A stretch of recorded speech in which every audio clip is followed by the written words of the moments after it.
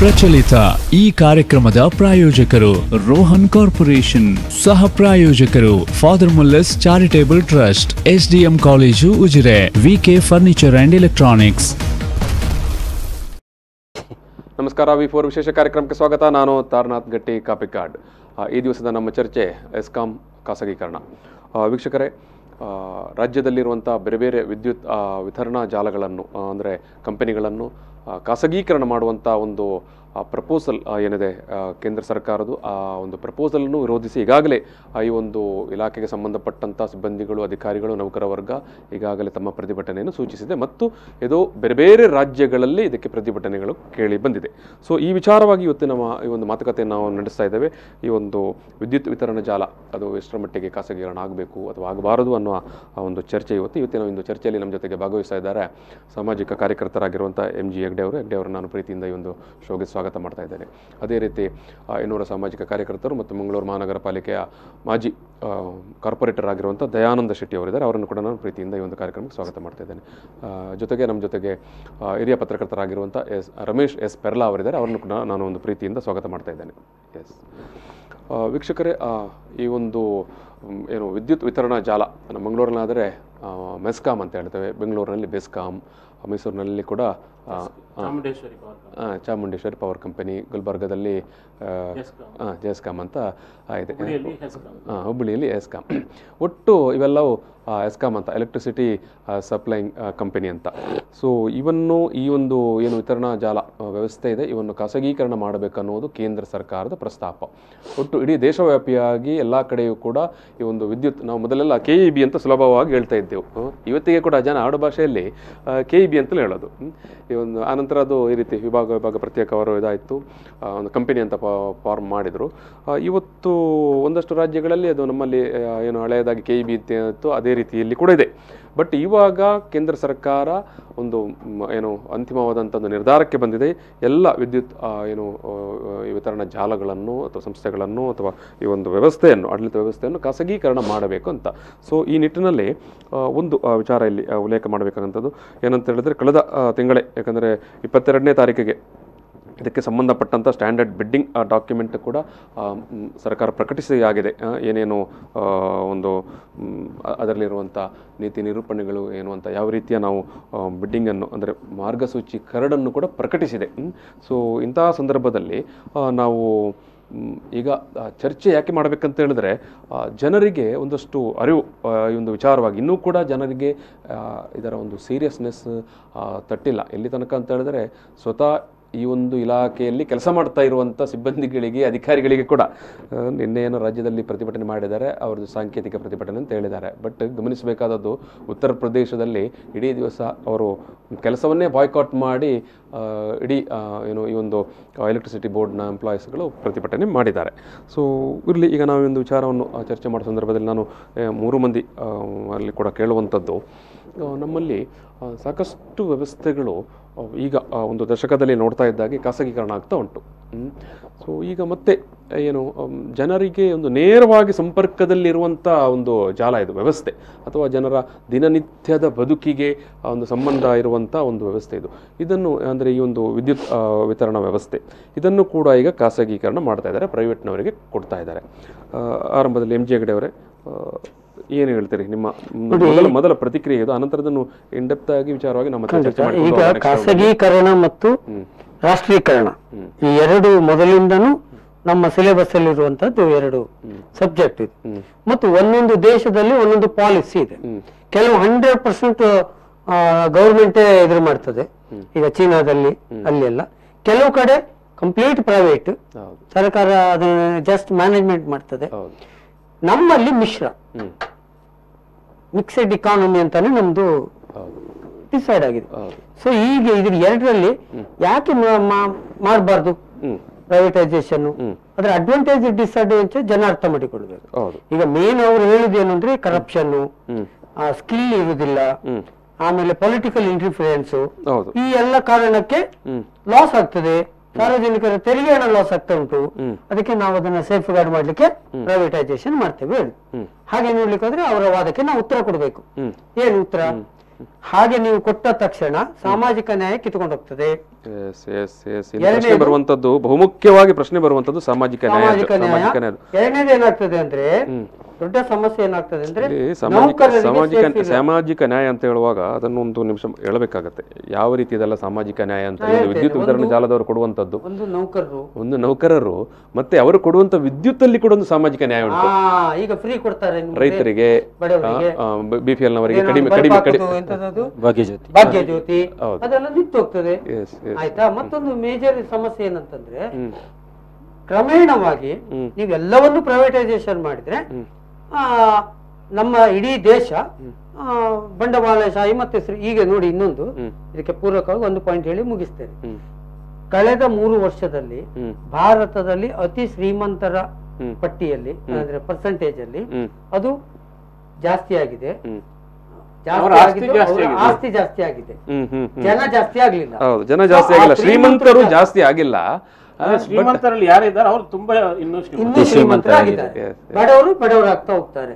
ಈ ಕಾನ್ಸೆಪ್ಟ್ ಅದು ಪ್ರಬಲವಾಗಿ ನಾವು ಅದರ ವಿರೋಧದ ಕಾರಣ ಹೇಳ್ಬೇಕಾಗ್ತದೆ. ದಯಾನಂದ ಶೆಟ್ಟಿ ಅವರೇ, ಈಗ ನಾವು ಒಟ್ಟು ಹೇಳುವಂಥದ್ದು ಏನಂದ್ರೆ, ಈಗ ನಮ್ಮ ದೇಶದಲ್ಲಿ ಅನಾದಿ ಕಾಲದಿಂದ ನಮ್ಮ ಏನು ಸ್ವಾತಂತ್ರ್ಯ ನಂತರದಲ್ಲಿ ಎಲ್ಲ ಸಂಸ್ಥೆಗಳನ್ನ ಹುಟ್ಟು ಹಾಕುವಾಗ ಆದಾಯ ಬರುವಂತ ದೊಡ್ಡ ದೊಡ್ಡ ಸಂಸ್ಥೆಗಳು, ಅದು ರೈಲ್ವೆ ಇರ್ಬೋದು ಅಥವಾ ಬ್ಯಾಂಕಿಂಗ್ ಇರ್ಬೋದು ಅಥವಾ ಬೇರೆ ಬೇರೆ ಎಲ್ಲಾ ಕ್ಷೇತ್ರಗಳನ್ನ ಸರ್ಕಾರ ನಡೆಸ್ತಾ ಇತ್ತು. ಸರ್ಕಾರಕ್ಕೆ ಆದಾಯ ಬರ್ತಿತ್ತು, ಮತ್ತೆ ಸರ್ಕಾರ ಜನರಿಗೆ ಆ ಸಂದರ್ಭದಲ್ಲಿ ಬೆಳೀತಾ ಬರ್ತಾ ಇದ್ದ ಸಂದರ್ಭದಲ್ಲಿ ಸಬ್ಸಿಡಿಯಲ್ಲಿ ವಿದ್ಯುತ್ ಕೊಟ್ಟು ಕಂಪನಿಗಳನ್ನ ಕೈಗಾರಿಕೆಗಳನ್ನ ಆರಂಭಿಸಿದಿರ್ಬೋದು, ರೈತರಿಗೆ ಒಂದು ಉಚಿತ ವಿದ್ಯುತ್ ಕೊಟ್ಟಿರ್ಬೋದು. ಎಲ್ಲವನ್ನ ಸರ್ಕಾರ ಒಂದು ವ್ಯವಸ್ಥಿತವಾಗಿ ಜನರ ಇದಕ್ಕೆ ನಡೆಸ್ಕೊಂಡು ಬಂದಿರುವಂತದ್ದು. ಆ ನಂತರದ ಕಾಲಘಟ್ಟದಲ್ಲಿ ನಾವು 1994ರ ಅವಧಿಯಲ್ಲಿ ನಾವೆಲ್ಲ ಗ್ಯಾಟ್ ಒಪ್ಪಂದಕ್ಕೆ ನಮ್ಮ ಸರ್ಕಾರ ಹೋಯಿತು. ಗ್ಯಾಟ್ ಒಪ್ಪಂದ ಮಾಡಿಕೊಂಡು ಜಾಗತೀಕರಣ, ಖಾಸಗೀಕರಣ, ಉದಾರೀಕರಣವನ್ನ ಸ್ವೀಕರಿಸಿಕೊಂಡಿತ್ತು. ಆವಾಗ್ಲೇ ನಾವು ಸಾಕಷ್ಟು ವಿರೋಧವನ್ನ ಮಾಡಿದೆವು. ಆದ್ರೂ ಕೂಡ ಹೆಚ್ಚಿನವರಿಗೆ ಇದು ಅರ್ಥ ಆಗ್ಲಿಲ್ಲ. ಎಲ್ಲರೂ ಇದು ಒಳ್ಳೆಯದು ಅಂತ ಅಂದ್ರೆ, ಒಂದು ಕೆಲವರಿಗೆ ಉದಾಹರಣೆ ಕೊಡ್ತಾರೆ. ಒಂದು ನೋಡಿ, ಈಗ ಖಾಸಗಿ ಬಸ್ ಹೇಗೆ ನಮ್ಗೆ ವ್ಯವಸ್ಥೆ ಕೊಡ್ತದೆ, ಸರ್ಕಾರಿ ಬಸ್ ಹೇಗೆ ವ್ಯವಸ್ಥೆ ಕೊಡ್ತದೆ ಅನ್ನುವಂಥದ್ದು ಸಣ್ಣ ಸಣ್ಣ ಕೆಲವು ಖಾಸಗಿಯ ಇದನ್ನ ಅವರು ಅಲ್ಲಿ ಬಿಚ್ಚಿಟ್ರು. ಆದ್ರೆ ಇದರ ಅಂತಿಮ ಎಲ್ಲಿ ಹೋಗ್ತದೆ ಅಂತ ಹೇಳಿದ್ರೆ, ಇದು ಇಲ್ಲಿನ ದೊಡ್ಡ ಹೀರೋ ಬಂಡವಾಳಗಾರರು, ರಿಲಯನ್ಸ್ ನಂತ, ಅಂಬಾನಿ, ಅದಾನಿ, ಟಾಟಾ ಬಿರ್ಲಾರಂತವರಿಗೆ ಮತ್ತೆ ಅವರ ಏನು ಆಸ್ತಿಯನ್ನ ದೊಡ್ಡದು ಮಾಡುವಂತ ವ್ಯವಸ್ಥೆ ಅಥವಾ ಇದು ವಿದೇಶಿ ಕಂಪನಿಗಳಿಗೂ ಹೋಗ್ಬೋದು. ವಿದೇಶದಲ್ಲಿ ದೊಡ್ಡ ದೊಡ್ಡ ಬಂಡವಾಳಗಾರರು ಈಗಾಗಲೇ ಕಾಯ್ತಾ ಇದ್ದಾರೆ, ಇಲ್ಲಿ ಯಾವುದು ಅತಿ ಆಸ್ತಿ ಬರುವಂತ ಏನು ಆದಾಯ ಬರುವಂತ ಯಾವುದೆಲ್ಲ ಸಂಸ್ಥೆಗಳಿದ್ದೇವೆ ಅಂತ ಕಾಯ್ತಾ ಇದ್ದಾರೆ. ಹಾಗಿರುವಾಗ ಅವರು ಈ ಸಂದರ್ಭದಲ್ಲಿ ಅವರು ಯಾಕೆ ಕಾಯ್ತಾರೆ ಅಂದ್ರೆ, ಒಂದು ವೇಳೆ ಒಂದು ದೇಶದಲ್ಲಿ ಒಂದು 47ರ ಸಂದರ್ಭಕ್ಕೆ ಲೆಕ್ಕ ಹಾಕಿದ್ರೆ, ಆ ಸಂದರ್ಭದಲ್ಲಿ ಹೆಚ್ಚಿನ ನಮ್ಮ ರಾಜ್ಯಗಳಿಗೆ, ಹಳ್ಳಿಗಳಿಗೆ ವಿದ್ಯುತ್ ಸಂಪರ್ಕಗಳಿರ್ಲಿಲ್ಲ, ಲೈನ್ಗಳಿರ್ಲಿಲ್ಲ, ಟ್ರಾನ್ಸ್ಫಾರ್ಮರ್ಗಳಿರ್ಲಿಲ್ಲ, ಯಾವ ವ್ಯವಸ್ಥೆ ಇರ್ಲಿಲ್ಲ. ಈಗ ಎಲ್ಲವನ್ನ ಸರ್ಕಾರ ಮಾಡಿ ಇಟ್ಟಿದೆ. ಈಗ ಯಜಮಾನ ಬೇರೆ ಆಗ್ತಾ ಇದ್ದಾರೆ, ಅದರ ಲಾಭಾಂಶವನ್ನ ಕೊಳ್ಳೆ ಹೊಡೆಯಲಿಕ್ಕಾಗಿ ಬರ್ತಾ ಇದ್ದಾರೆ. ನಮ್ಮ ಈಗ ಆಳುವಂತ ಸರ್ಕಾರ ಏನಿದೆ ಅದು ಬಾರಿ ವೇಗವಾಗಿ ಈ ಖಾಸಗೀಕರಣವನ್ನ ಮುಂದುವರಿಸ್ತಾ ಇದೆ ಎಲ್ಲ ಕ್ಷೇತ್ರಗಳಲ್ಲಿ. ಈಗ ತಾನೇ ಕೃಷಿಯ APMC ವಿಚಾರದಲ್ಲಿ ತುಂಬಾ ಹೋರಾಟಗಳು ನಡೀತಾ ಇದೆ. ಅದು ಕೂಡ ಇಲ್ಲಿನ ಗುತ್ತೇದಾರಿ ಬಂಡವಾಳಗಾರರಿಗೆ ಕೊಡ್ಲಿಕ್ಕೆ ಒಂದು ತುದಿಕಾಲಲ್ಲಿ ನಿಂತಿದ್ದಾರೆ. ಅದೇ ರೀತಿ ಏರ್ಪೋರ್ಟ್ ಕೊಟ್ಟಾಗಿದೆ, BSNL ಅನ್ನ ಮಣ್ಣು ಮುಕ್ಕಿಸಿ ಆಗಿದೆ, ಇನ್ನು LIC ಯಲ್ಲೂ ಕೂಡ ಒಂದು ಸ್ವಲ್ಪ ಕೊಡ್ತಾ ಇದ್ದಾರೆ. ಇವರ ಉದ್ದೇಶ ಏನು ಅಂದ್ರೆ, ಸರ್ಕಾರಕ್ಕೆ ಬರುವಂತ ಆದಾಯ ಗಳಿಸುವಂತ ದೊಡ್ಡ ದೊಡ್ಡ ಕಂಪನಿಗಳನ್ನ ಒಂದು ಕಡೆ ಅದನ್ನ ಮುಚ್ಚಿ ಹೋಗುವಂತೆ ಮಾಡುವಂತದ್ದು. ಅವುಗಳಿಗೆ ವ್ಯವಸ್ಥೆಗಳಿಲ್ಲದೆ ದೊಡ್ಡ ದೊಡ್ಡ ಕಂಪನಿ, ರೈಲ್ವೆ ಇರ್ಬೋದು ಅಥವಾ ಬೇರೆ ಬೇರೆ. ಇವತ್ತು ನಾವು BSNL ನೋಡ್ತಾ ಇದ್ದೇವೆ. ಹೌದು, BSNL ಒಂದು ನೆಟ್ವರ್ಕ್ ಹೇಗೆ ಇದೆ ಅಂತ, BSNL ಒಂದು ವ್ಯವಸ್ಥಿತವಾಗಿ ರೀತಿ ನಡೀತಾ ಇರಬಹುದು ಅನ್ನೋದನ್ನ ಅರ್ಥ ಮಾಡ್ಲಿಕ್ಕೆ ಸಾಧ್ಯ ಆಗ್ತದೆ. BSNL ಅನ್ನ ವ್ಯವಸ್ಥಿತವಾಗಿ ಕತ್ತುಹಿಸುವಂತ ಕೆಲಸ ಮಾಡಿದ್ರು ಈ ಖಾಸಗಿಯವರೇ ಬೇಕು ಅನ್ನುವ ರೀತಿಯಲ್ಲಿ. ಅಂದ್ರೆ ಸರ್ಕಾರ ನಡೆಸುವಂತ ಒಂದು ಕಾಲದಲ್ಲಿ BSNL ಫೋನ್ ಎಷ್ಟು ಅಗತ್ಯ ಇತ್ತಂದ್ರೆ ಜನರಿಗೆ, ಅಲ್ಲಿ ಕ್ಯೂ ಇರ್ತಿತ್ತು 3 ತಿಂಗಳಿಗೆ. ಒಂದು ಫೋನ್ ಕನೆಕ್ಷನ್ ಸಿಗ್ಬೇಕಾದ್ರೂ 3 ತಿಂಗಳು ಕ್ಯೂ ಇದ್ದಂತ ಕಾಲ ಇಲ್ಲ. ನಾವೆಲ್ಲ BSN ಟೆಲಿಫೋನ್ ಇಟ್ಕೊಂಡದ್ದು ಅಥವಾ ಮೊಬೈಲ್ ಇಟ್ಕೊಂಡದ್ದು ನಾವೆಲ್ಲ ದೇಶ ಪ್ರೇಮಿಗಳ ಅಂತ ಹೇಳಿ. ಹೌದು, ಅದು ಈಗ ನಾವು ಅನಿವಾರ್ಯವಾಗಿ ಈ BSNL ನೆಟ್ವರ್ಕ್ ಯೂಸ್ ಮಾಡುವಾಗೇ ಇಲ್ಲ. ಯಾಕಂದ್ರೆ ನೀವು ಫೋನ್ ಮಾಡಿದ್ರೆ ಬರೋದೇ ಇಲ್ಲ. ನೀವು ಮತ್ತೆ ಮರು ದಿವಸ ಹೇಳ್ತೀರಿ, ನಾನು ನಿನ್ನೆ ತುಂಬಾ ಸರ್ತಿ ನಿಮ್ಗೆ ಕಾಲ್ ಮಾಡಿದೆ ಅಂತ. ಯಾರದೇ ಮನೆಯಲ್ಲಿ ಅಥವಾ ಯಾರದೇ ಕೈಲಿರಲಿ BSNL ನೆಟ್ವರ್ಕ್ ಯಾರ ಹತ್ರ ಉಂಟು ಇವತ್ತು ಅವನ ನೆಟ್ವರ್ಕ್ ಆಪರೇಟ್ ಆಗುತ್ತೆ. ಅಂದ್ರೆ ಅದರ ಹಿಂದೆ ಹುನ್ನಾರ ಕೂಡ ಇದೆ. ವ್ಯವಸ್ಥಿತವಾಗಿ ಇದನ್ನ ಮುಚ್ಚಿ ಹಾಕಿ ಖಾಸಗಿಯವರಿಗೆ ಮತ್ತೆ ಮತ್ತೆ ಕೊಡುವಂತದ್ದು, ಅಥವಾ ಆ ಖಾಸಗೀಕರಣ ಎಲ್ಲಿ ಹೋಗ್ತದೆ ಅಂದ್ರೆ ನಮ್ಮ ದೇಶದಲ್ಲೇ ಉಳಿಯುವುದಿಲ್ಲ, ಅದು ವಿದೇಶಿಗಳಿಗೂ ಹೋಗುವಂತ ವ್ಯವಸ್ಥಿತ ಇದು ಆಗಿದೆ. ಈಗಾಗಲೇ ನಾವು ಏರ್ಪೋರ್ಟ್ ಅನ್ನ ನೋಡಿರ್ಬಹುದು, ಅದಾನಿ ಸಂಸ್ಥೆಗೆ ಕೊಟ್ಟರು, ಅವ್ರೇನ್ ಮಾಡಿದ್ರು, ಅವ್ರು ಜರ್ಮನಿಯವರಿಗೆ ಕೊಟ್ಟರು. ಅವನು ಹಣ ಮಾಡ್ಲಿಕ್ಕೆ ಬರ್ತಾನೆ, ಇಲ್ಲಿನ ಉದ್ಯೋಗಿಗಳನ್ನ ಕಡಿಮೆ ಸಂಬಳಕ್ಕೆ ಇರ್ಬೋದು ಅಥವಾ ಹೆಚ್ಚು ದುಡಿಸಿ ಅದರಲ್ಲಿ ಕೊಳೆ ಹೊಡೆಯುತ್ತಾನೆ. ಯಾವುದಕ್ಕೆ ಎಲ್ಲ ಕಾರ್ಮಿಕ ಕಾನೂನುಗಳನ್ನ ಕಿತ್ತಾಕಿದ್ದಾರೆ, ಹಿಂದೆ ಇದ್ದಂತ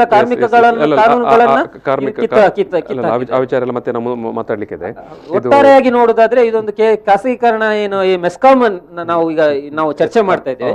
ಮೆಸ್ಕಾಂ ಕೂಡ ಹಾಗೆ ನಾವು ಎಲ್ಲವನ್ನ ಮಾಡಿಟ್ಟಂತ ಒಂದು ದೊಡ್ಡ ಜಾಲ ಇದು. ಈ ಜಾಲವನ್ನ ಖಾಸಗಿಯವರಿಗೆ ಕೊಟ್ಟು ಮತ್ತೆ ಬಡವರನ್ನಾಗಿ ಮಾಡುವಂತ. ಈಗಾಗಲೇ ಬಿಲ್ ಏರ್ತಾ ಇರೋದು ಯಾರಿಗೂ ಗೊತ್ತಾಗುದಿಲ್ಲ, ವರ್ಷಕ್ಕೆ 2-3 ಸಲ ಏರಿಸ್ತಾರೆ.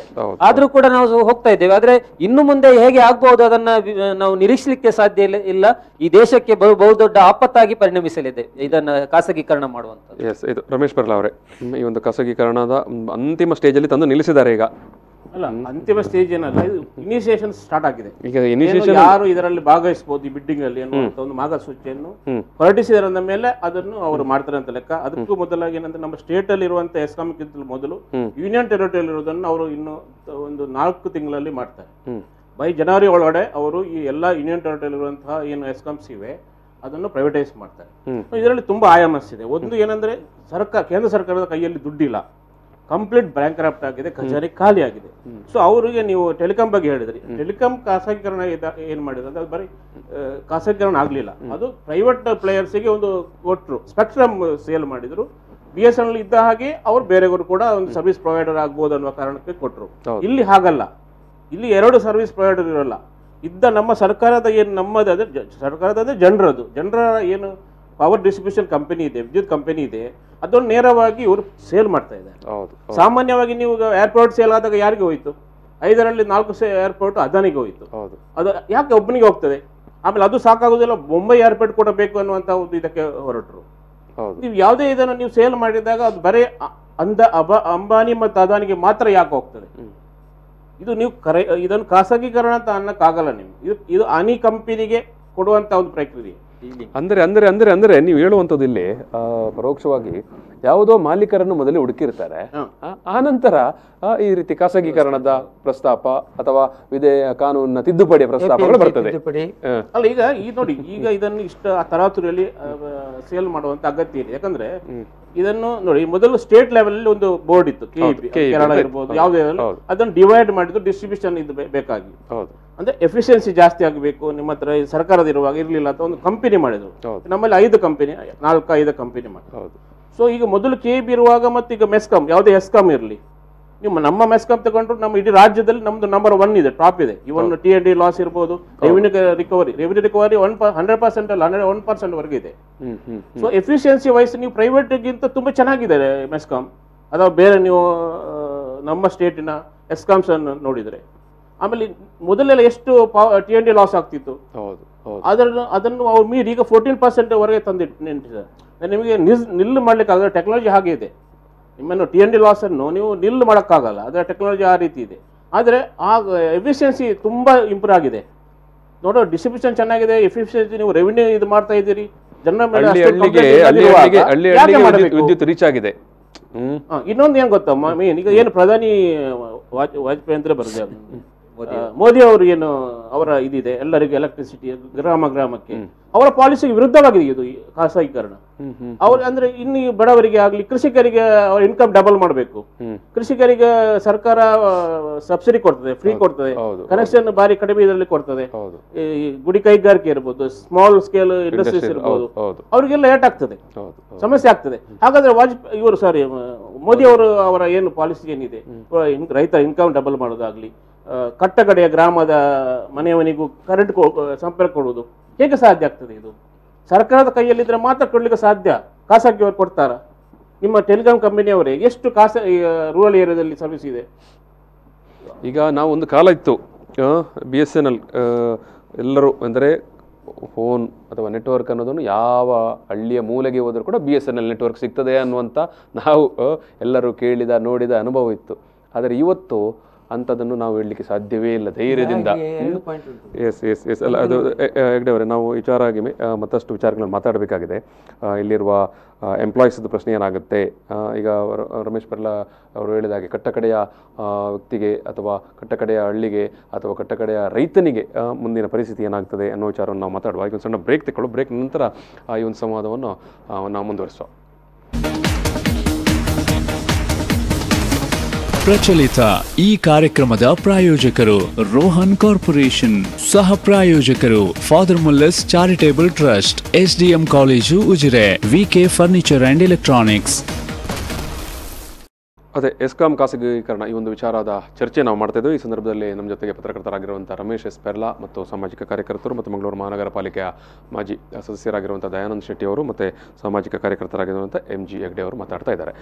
ಮೂರು ಮಂದಿ ಕೂಡ ತಮ್ಮ ಆರಂಭದ ಮಾತುಗಳಲ್ಲಿ ಹೇಳಿದರು, ಈ ಒಂದು ಎಸ್ಕಾಂ ಏನು ಖಾಸಗೀಕರಣ ಇದೆ ದೇಶವ್ಯಾಪಿಯಾಗಿ ನಡೀತಾ ಇರುವಂಥದ್ದು ಎಲೆಕ್ಟ್ರಿಸಿಟಿ ಸಪ್ಲೈಸ್ ಕಂಪನಿಗಳದ, ಇದು ಯಾವ ರೀತಿಯಲ್ಲಿ ಕೂಡ ಜನ ಅಥವಾ ನಾಗರಿಕರು ಅಥವಾ ಕೃಷಿಕರು ಒಪ್ಪುವಂಥ ಒಂದು ನಿಲುವು ಅಥವಾ ನಿರ್ಧಾರ ಅಲ್ಲ ಅಂತ. ಯಾಕಂತ ಹೇಳಿದ್ರೆ ಕಟ್ಟಕಡೆಯ ವ್ಯಕ್ತಿಗೆ, ಕಟ್ಟಕಡೆಯ ಒಂದು ಗ್ರಾಮಕ್ಕೆ ಅಥವಾ ಕಟ್ಟಕಡೆಯ ರೈತನಿಗೆ ಸಾಮಾಜಿಕ ನ್ಯಾಯ ಕೊಡುವಂಥ ವಿಚಾರದಲ್ಲಿ ಖಾಸಗಿ ಅಂದರೆ ಪ್ರೈವೇಟ್ ಕಂಪನಿಗಳು ಯಾವತ್ತೂ ಕೂಡ ಅಂಥ ಒಂದು ಬದ್ಧತೆಯನ್ನು ತೋರಿಸುವ ಸಾಧ್ಯತೆ ಇಲ್ಲ ಅನ್ನೋದನ್ನು ಹೇಳಿದ್ದಾರೆ. ವೀಕ್ಷಕರೇ, ಈ ನಡುವೆ ನಾನು ಒಂದು ವಿಚಾರವನ್ನು ಇಲ್ಲಿ ಪ್ರಸ್ತಾಪ ಮಾಡಿಕೊಂಡು ಮತ್ತೆ ಈ ಒಂದು ಏನು ಡಿಸ್ಕಷನನ್ನು ಮುಂದುವರಿಸ್ತೇನೆ. Federation of Karnataka electricities board employees union and association ಇವರು ನಿನ್ನೆ ರಾಜ್ಯವ್ಯಾಪಿಯಾಗಿ ಒಂದು ಸಾಂಕೇತಿಕವಾಗಿ ಧರಣಿ ಮಾಡಿದ್ದಾರೆ. ಸೊ ಅವರೇ ಆ ಒಂದು ರಿಲೀಸ್ ಮಾಡಿರುವಂಥ ಅವರ ಪ್ರಕಟಣೆಯಲ್ಲಿ ಅವರು ಹೇಳಿರುವಂಥದ್ದು, ಅವರು ಹೇಳ್ತಾರೆ ನೋಡಿ, ಇಡೀ ದೇಶವನ್ನು ಉದ್ದೇಶ ಮಾಡಿ ಅವರು ಹೇಳಿರುವಂಥ ಒಂದು ವಿಚಾರ ಇಲ್ಲಿ, ಖಾಸಗೀಕರಣವು ರೈತರ, ಬಡವರ ಹಾಗೂ ಮಧ್ಯಮ ವರ್ಗದ ಏನು ಜನರಿಗೆ ಒಳ್ಳೆಯದನ್ನು ಮಾಡ್ತೇವೆ ಅಂತ ಹೇಳಿಕೊಂಡರೂ ಕೂಡ ಅಂಥ ಒಂದು ಸೋಗಿನಲ್ಲಿ ಅದು ಮತ್ತಷ್ಟು ಸಮಸ್ಯೆಗಳನ್ನೇ ಉಂಟು ಮಾಡುತ್ತದೆ. ಮತ್ತು ಅವರು ಉದಾಹರಣೆಗಳನ್ನು ಕೊಡ್ತಾರೆ, ಎಲ್ಲೆಲ್ಲಿ ಒಂದು ಸ್ಯಾಂಪಲ್ ಆಗಿ ಈ ಒಂದು ಖಾಸಗೀಕರಣ ಮಾಡಿದ್ದಾರೆ ಅದೆಲ್ಲವೂ ಕೂಡ ವಿಷಾದನೀಯವಾಗಿ ಫೇಲ್ಯೂರ್ ಆಗಿದೆ ಅಂತ ಅವರು ಹೇಳ್ತಾರೆ. ಇದು ಈಗಾಗಲೇ ಒಡಿಶಾ, ನಾಗ್ಪುರ, ಔರಂಗಾಬಾದ್, ಗಯಾ, ಭಾಗಲ್ಪುರ್, ಆಗ್ರಾ, ಗ್ರೇಟರ್ ನೋಯ್ಡಾ, ಉಜ್ಜಯಿನಿ, ಗ್ವಾಲಿಯರ್, ಸಾಗರ್ ಮೊದಲಾದ ಕಡೆಗಳಲ್ಲಿ ಈ ಒಂದು ಏನು ವಿದ್ಯುತ್ ವಿತರಣಾ ಜಾಲವನ್ನು ಖಾಸಗೀಕರಣ ಮಾಡಿದರು. ಅದರ ಪರಿಣಾಮ ಏನಾಯ್ತು ಅಂತ ಹೇಳಿದ್ರೆ ಅವೆಲ್ಲವೂ ಶೋಚನೀಯವಾಗಿ ವಿಫಲವಾಗಿದೆ. ಇಂಥ ವಿಫಲ ಮಾದರಿಯನ್ನು ಇಟ್ಟುಕೊಂಡು ನಾವು ದೇಶವ್ಯಾಪಿಯಾಗಿ ಮತ್ತೆ ಈ ಒಂದು ವಿದ್ಯುತ್ ವಿತರಣಾ ಜಾಲವನ್ನು ಖಾಸಗೀಕರಣ ಮಾಡಬೇಕಾ ಅನ್ನೋದು ಪ್ರಶ್ನೆ. ಸೊ ಈಗಾಗಲೇ ಪ್ರಶ್ನೆ ಆರಂಭದಲ್ಲಿ ನೀವು ಯಾಕೆ ವಿಫಲ ಆಗಿದೆ ಅಂದ್ರೆ, ನಿಮಗೆ ಈ ಡಿಸ್ಕಾಮ್ಸ್ ಏನಿದೆ ಈಗ ಮೊದಲು ಸ್ಟೇಟ್ ಗವರ್ಮೆಂಟ್ ಇತ್ತು, ಆಮೇಲೆ ಈಗ ಕಂಪನಿ ಆಯಿತು. ಅವರ ಅಕ್ಯುಮುಲೇಟೆಡ್ ಲಾಸ್ ಇದೆಯಲ್ಲ, ಅಂದ್ರೆ ಥ್ರೂಔಟ್ ಸ್ಟೇಟ್ ಅಲ್ಲಿ ಸುಮಾರು 13,000 ಲಕ್ಷ ಕೋಟಿ ಇದೆ ಟೋಟಲ್ ಎಲ್ಲ ಕಂಪನಿ ಸೇರಿ. ಬ್ಯಾಲೆನ್ಸ್ ಶೀಟ್ ಆಗಿದೆ, ಬ್ಯಾಲೆನ್ಸ್ ಶೀಟ್ ಸರಿ ಇಲ್ಲ ಅಂದ್ರೆ ಅವರಿಗೆ ಸೆಂಟ್ರಲ್ ಈಗ ಸ್ಟೇಟ್ ಗವರ್ಮೆಂಟ್ ಅವರು ಅವರ ಸಬ್ಸಿಡಿಗೆ ದುಡ್ಡು ಕೊಡಬೇಕು, ಸಕಾಲದಲ್ಲಿ ಕೊಟ್ಟಿರಲ್ಲ, ಬೇರೆ ಬೇರೆ ಸಮಸ್ಯೆ ಅಂದ್ರೆ ಅದು ಸ್ಟಾರ್ಟ್ ಆದಾಗ ಅದು ಇನ್ವೆಸ್ಟ್ಮೆಂಟ್ ಇದಿರ್ಬೋದು, ಟೆಕ್ನಾಲಜಿ ಅಪ್ಗ್ರೇಡೇಷನ್ ಇರ್ಬೋದು. ಇದೇ ಈಗೇನು ಎಲ್ಲ ಚೆನ್ನಾಗಿದೆ ಅಂತ, ಮೆಸ್ಕಾಂ ಚೆನ್ನಾಗಿದೆ, ಎಫಿಷಿಯಂಟ್ ಆಗಿದೆ, ಇದಿದೆ, ಆದ್ರೆ ಎಲ್ಲಾ ಕಡೆ ಆಗಿಲ್ಲ. ಇಲ್ಲಿಯ ನಿಮಗೆ TND ಲಾಸ್ 14% ಅಂದ್ರೆ ನೀವು ಎಸ್ಪೆಷಲಿ ಒಡಿಶಾ ಅಂಡ್ ಬಿಹಾರದು ಆಲ್ಮೋಸ್ಟ್ 49% ಇದೆ TND ಲಾಸ್. ಒಡಿಶಾದು 39% ಇದೆ. ತಮಿಳುನಾಡು ಅಂಡ್ ಕರ್ನಾಟಕ ಮಾತ್ರ ಈ TND ಲಾಸ್ ಅಲ್ಲಿ ಚೆನ್ನಾಗಿರುವಂತ ಒಂದು ವ್ಯವಸ್ಥೆ ಇರುವುದು. ಅದು ಬೇರೆ ಬೇರೆ ಟೆಕ್ನಾಲಜಿ ಇವರು ಇದು ಮಾಡಿದ ಕಾರಣ ಮತ್ತೆ ಏನು ಲಾಸ್ ಆಗ್ತದೆ, ಎಲ್ಲಿ ಥೆಫ್ಟ್ ಆಗ್ತದೆ, ಅದು ಟೆಕ್ನಿಕಾಲಜಿ ಇರ್ಬೋದು, ಮತ್ತೆ ಡಿಸ್ಟ್ರಿಬ್ಯೂಷನ್ ಸಮಸ್ಯೆ ಕೂಡ ಇರ್ಬೋದು, ಅದನ್ನು ಕಂಟ್ರೋಲ್ ಮಾಡಿದ್ದಾರೆ. ಮತ್ತೆ ಇದು ಪ್ರೈವೇಟೈಸೇಷನ್ ಈಗ ಎಲೆಕ್ಟ್ರಿಕಲ್ ಅಂದ್ರೆ ಪವರ್ ಸೆಕ್ಟರ್ ಅಲ್ಲಿ ನೋಡಿದ್ರೆ, ಇದು ನೀವು ಪವರ್ ಸೆಕ್ಟರ್ ಹೇಗೆ distribution is the consumer last time. ಈಗ ಪ್ರೊಡ್ಯೂಸರ್ ಇದ್ದಾನೆ, ಪ್ರೊಡ್ಯೂಸರ್ ಮಧ್ಯೆ KPC ಅಂತ ಇಟ್ಕೋಬಿರ್ಬೋದು, ಮತ್ತೆ ಪ್ರೈವೇಟ್ ಸೆಕ್ಟರ್ ಇರ್ಬೋದು. ಪ್ರೊಡ್ಯೂಸರ್ ಅಲ್ಲಿ ಆಗ್ಲೇ ಪ್ರೈವೇಟ್ ಸೆಕ್ಟರ್ ಬಂದಾಗಿದೆ, ಇದು ಈಗ ಡಿಸ್ಟ್ರಿಬ್ಯೂಷನ್ ಸೆಂಟರ್ಗೆ ಬರ್ತಾ ಇರೋದು. ಈಗ ಮೊದಲಿಂದ ಈಗಲ್ಲ, ಸುಮಾರು ಪ್ರೆಸೆಂಟೇಷನ್ ಶುರುವಾಗಿ ಸುಮಾರು ಜನ ಈ ಪ್ರೈವೇಟ್ ಪ್ಲೇಯರ್ಸ್ ಇದ್ದಾರೆ. ಈಗ ಬಾಂಬೆಯಲ್ಲಿ ಫಸ್ಟ್ ಟೈಮ್ ಡಿಸ್ಟ್ರಿಬ್ಯೂಷನ್ಗೆ ಟಾಟಾದವರು ಕೈ ಹಾಕಿದ್ದು ಹೊರತುಪಡಿಸಿದ್ರೆ, ಮತ್ತೆ ನೀವು ಉಲ್ಲೇಖ ಮಾಡಿದಂತಹ ವಿಚಾರವನ್ನು ಅಂದ್ರೆ, ಬಾಂಬೆಯಲ್ಲಿ ಏನಾಗ್ತದೆ, ಇದು ಎಕಾನಮಿ ಕ್ಯಾಪಿಟಲ್, ದುಡ್ಡಿನ ಒಂದು ಚಲಾವಣೆ ಇರುವಂತಹ ಒಂದು ಮಹಾನಗರ ಆದ ಕಾರಣ ಅವರಿಗೆ ಯಾವುದೇ ಒಂದು ಇಂಡಸ್ಟ್ರಿಯನ್ನು ನಡೆಸೋದು, ಅದು ಟೆಲಿಕಾಂ ಇರ್ಬೋದು, ವಿದ್ಯುತ್ ಇರ್ಬೋದು, ಅಥವಾ ಬೆಸ್ಟ್ ಬಸ್ ಇರ್ಬೋದು, ಅದು ಸಮಸ್ಯೆ ಆಗುದಿಲ್ಲ. ಆದ್ರೆ ಬೇರೆ ಕಡೆ ಹಾಗಿಲ್ಲ ಪರಿಸ್ಥಿತಿ. ನೀವು ಈವನ್ ಜಮ್ಮು ಕಾಶ್ಮೀರ ಕೂಡ TND ಲಾಸ್ ಜಾಸ್ತಿ ಇದೆ, 50% ಜಾಸ್ತಿ ಇದೆ. ಆಮೇಲೆ ಅವ್ರದ್ದು ಬ್ಯಾಲೆನ್ಸ್ ಶೀಟ್ ಕೂಡ ಸಮಸ್ಯೆ ಇದೆ ಎಲ್ಲ ಕಡೆ ಚೆನ್ನಾಗಿ, ಇವನ್ ಮೆಸ್ಕಾಂ ಅಲ್ಲಿ ಕೂಡ ಬ್ಯಾಲೆನ್ಸ್ ಶೀಟ್ ಸರಿ ಇಲ್ಲ, ಲಾಸಸ್ ಇದೆ. ಈಗ ನೀವು ನಿಮ್ಮ ವಿಚಾರಕ್ಕೆ ಮಧ್ಯೆ ಎಲ್ಲ ಕಡೆ ಬಹುತೇಕ ಕಡೆ ಲಾಸ್ ಇದೆ. ಯಾಕಂತ ಹೇಳಿದ್ರೆ ಅವೆಲ್ಲವೂ ಒಂದು ಸೇವಾ ಬದ್ಧತೆ ಇರುವಂಥ ಒಂದು ಇನ್ಸ್ಟಿಟ್ಯೂಷನ್ಗಳು ಅಥವಾ ವ್ಯವಸ್ಥೆಗಳು. ಈಗ ನಮ್ಮ ರೈಲ್ವೆ ಇರ್ಬೋದು, ಅಂಚೆ ಇಲಾಖೆ ಇರ್ಬೋದು, ವಿದ್ಯುತ್ ಎಲ್ಲ ಇರ್ಬೋದು. ಯಾಕಂತ ಹೇಳಿದ್ರೆ ಅಲ್ಲಿ ಅಂತಿಮವಾಗಿ ಅಲ್ಲಿ ದುಡ್ಡೇ ಬರಬೇಕು ಅನ್ನೋ ಕಾರಣಕ್ಕಾಗಿ ಅಂಥ ಒಂದು ಇಲಾಖೆಯನ್ನು ನಡೆಸುವಂಥದ್ದಲ್ಲ, ಸ್ವಾಭಾವಿಕವಾಗಿ ನಷ್ಟ ಇದ್ದದ್ದೇ. ಆದರೆ ಒಂದು ಕಲ್ಯಾಣ ರಾಜ್ಯದಲ್ಲಿ, ಕಲ್ಯಾಣ ರಾಷ್ಟ್ರದಲ್ಲಿ ಜನರ ಕಲ್ಯಾಣ, ಊರಿನ ಕಲ್ಯಾಣ ಅಂತ ಹೇಳುವಾಗ ನಾವು ಅವರಿಗೆ ಸರ್ಕಾರ ಅಂತ ಒಂದು ಲಾಸನ್ನು ಬೇರ್ ಮಾಡಿಕೊಂಡು ಅಂಥ ವ್ಯವಸ್ಥೆಯನ್ನು ಬೇಕಾದ ಸೌಲಭ್ಯವನ್ನು ಕಲ್ಪಿಸ್ತದೆ. ಈಗ ಈಗ ಈಗ ಈಗ ಈಗ ಈಗ ಇಲ್ಲಿ ಏನಾಗಿದೆ ಅಂತ ಹೇಳಿದ್ರೆ, ನೀವು ಹೇಳಿದಾಗೆ ಬಹುತೇಕ ಏನು ಈ ವಿತರಣಾ ಜಾಲಗಳು ಲಾಸಲ್ಲಿ ಇರುವಂಥದ್ದು ಉಂಟು. ಈಗ ಬರುವಂಥ ಖಾಸಗೀಕರಣದ ಪ್ರಸ್ತಾಪ ಉಂಟಲ್ಲ, ಅಲ್ಲಿ ಏನಿದೆ ಅಂತ ಹೇಳಿದ್ರೆ ಅವರು ಹೇಳುವಂಥದ್ದು ಅಥವಾ ಅವರು ಕೇಳುವಂಥದ್ದು, ನಿಮ್ಮ ಹಳೆಯ ಬ್ಯಾಲೆನ್ಸ್ ಶೀಟ್ ಯಾವುದು ಬೇಡ, ನಮಗೆ ಖಾಸಗಿಯವರಿಗೆ ಕೊಡುವಾಗ.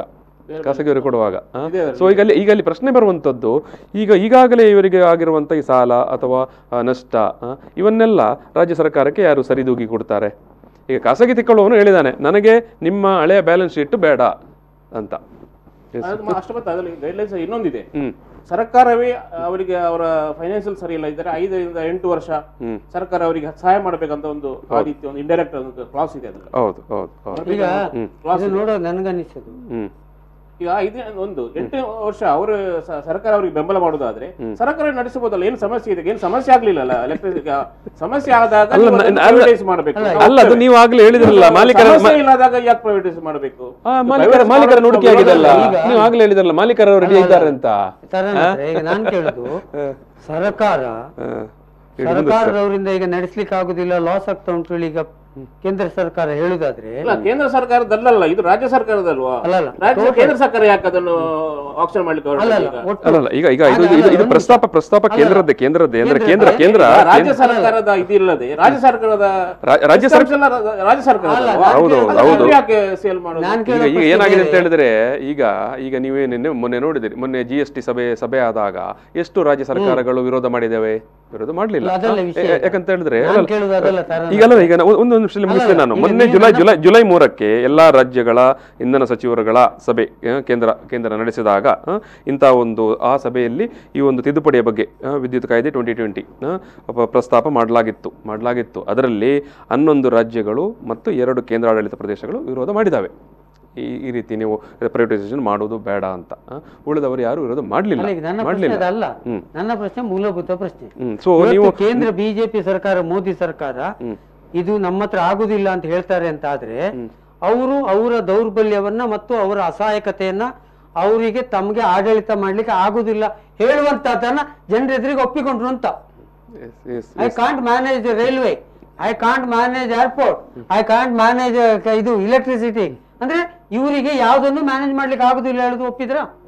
ಇನ್ನೊಂದು ಎರಡನೇ, ನಿಮ್ಮ ಹತ್ರ ಈಗ ಇವರಿಬ್ರು ಕೋಟ್ ಮಾಡಿದ್ರು, ನಮ್ಮ ನಾನು ಹೇಳುದು ಈ ಖಾಸಗೀಕರಣದಲ್ಲಿ ದೇಶದ ಭದ್ರತೆಗೆ ಮತ್ತು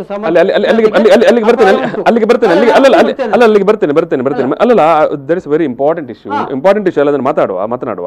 ಈಗ ದಯಾನಂದ್ ಶೆಟ್ಟಿ ಅವರೇ, ಈಗ ನೀವು ಹೇಳಿದಾಗೆ ಮಾಲೀಕರನ್ನು ಹುಡುಕಿಟ್ಟಿದ್ದಾರೆ ಅಂತ ನೀವು ಹೇಳಿದ್ರಿ.